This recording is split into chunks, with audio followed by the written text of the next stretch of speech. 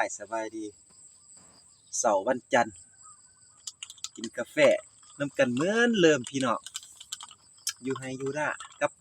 ผู้สาวน่ารักคือเก่ายิ้มสิกล่องนี่ตินี่สินาบูดได้ติเป็นย่างปลาทุกคน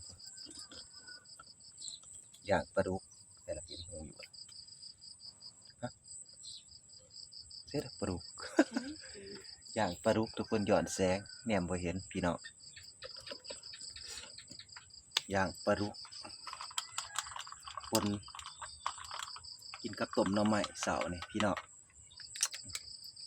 กินกาแฟก่อนเขายามเสาร์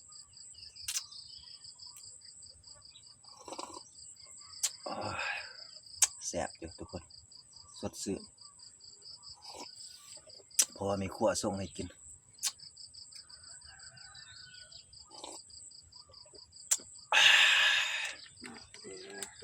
ตื่นเช้ามากก็เห็นแต่หน้าแลดเด้พี่น้องเอ้ยยามไรฝนสิตกนะอย่างปลาของเรา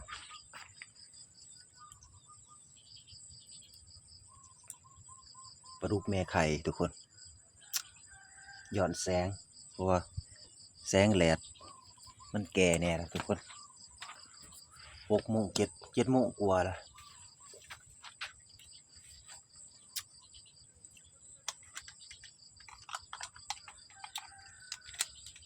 อยู่ให้อยู่หน้ากับ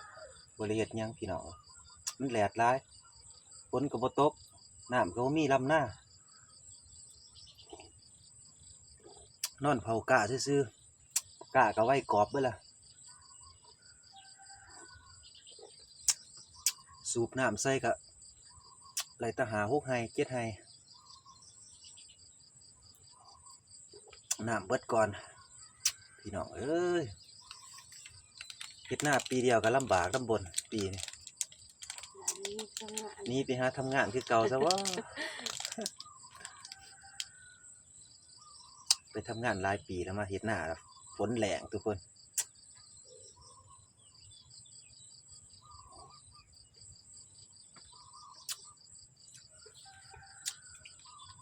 น้ำก็สูบเบิดน้องหนึ่งนะครับ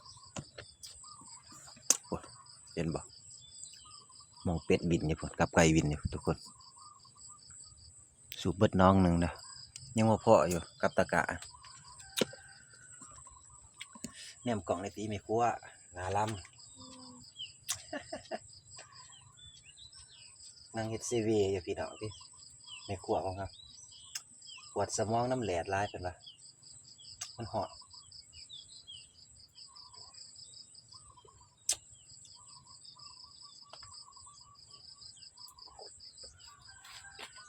คนในลำกับในลำเลยทุกคนส่วนคนบ่ทันในลำก็แหง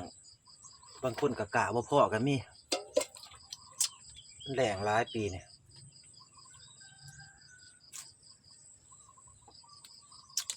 ไหลยังกินเสากันเนาะพี่น้อง